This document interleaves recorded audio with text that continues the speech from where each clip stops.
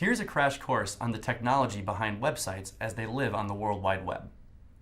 We'll walk you through things like browsers, IP addresses, domains and hosting, and the relationship between them, so you get a sense of how they all work together. A web browser is a program that allows you to access the internet or visit websites. The most popular web browsers are Chrome, Safari, Firefox, Internet Explorer, and Microsoft Edge. Many computers come with browsers already installed. You can use more than one browser on the same computer, and some people have a personal preference of one over all the others. They all do more or less the same thing, allow you to surf the web. Next, we'll tackle how to describe a website address, starting with the most technical and ending with the most familiar. This will give you a solid understanding of how website addresses work.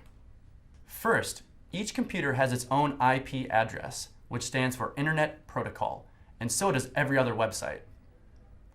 Think of IP addresses like phone numbers. It's what computers use to connect to one another or a place on the web. They're a series of numbers separated by periods. For example, 324.667.121.745. Now imagine trying to visit a website by typing in a long series of numbers. Instead, we use letters or words in forms of URLs. A URL is an online address of a website or a web page. It stands for Uniform Resource Locator. This is what you type into a web browser in order to retrieve a specific web page or website. Examples of URLs include www.wix.com, www.wix.com/website/templates, and www.wix.com/blog.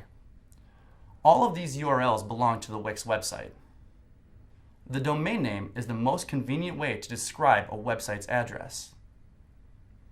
Some popular domain names include Amazon.com, Facebook.com, 1-800-Flowers.com, and Pets.com. Using your company name as your URL offers customers an easy-to-remember way to find you online.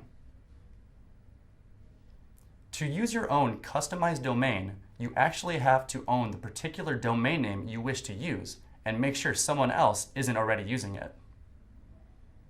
For instance, when you create a website using Wix or a blog using WordPress, the free version of your site is under the Wix.com domain or the WordPress.com domain.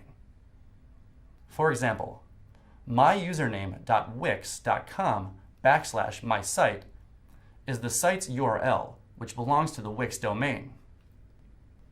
To change the domain of your site from myusername.wix.com/mysite to mycompanyname.com, you first need to purchase the domain mycompanyname.com.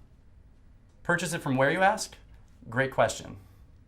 A host is someone who gives you food, beverages, and maybe even a place to sleep in exchange for you behaving politely and not getting dirt on their carpet. Guess what? Some hosts even give you domains and websites. You purchase a domain name from a domain host or domain registry. Aside from Wix, popular domain registries include GoDaddy, Network Solutions, and DreamHost. But what if the domain name you want is already being used by somebody else? Domain hosts will offer suggestions of alternative domain names for you to consider. Otherwise, you can take some time to come up with alternative names yourself and see if any of those are available. A site host, or a hosting solution, is where your website's pages are stored online. These files contain the code for everything on your site. The host is where the files are stored until they're accessed through a browser. Popular solutions are GoDaddy, HostGator, Rackspace, and Wix. Just a quick note about domain hosts versus site hosts. Can you have one without the other? Well, imagine having a phone number but no phones. Your friends can still dial your number, but there's nothing waiting on the other end. Say you own a domain and you want an email address or a bunch of email addresses for customers to use to get in touch with you or your employees. For example, www.citybakery.com also owns the email address info@citybakery.com. A custom email address is a powerful way to brand your business and establish yourself as a professional. An email address consists of two parts: a recipient, the person receiving the email, and the host, the name that comes after the @ sign, usually your website domain.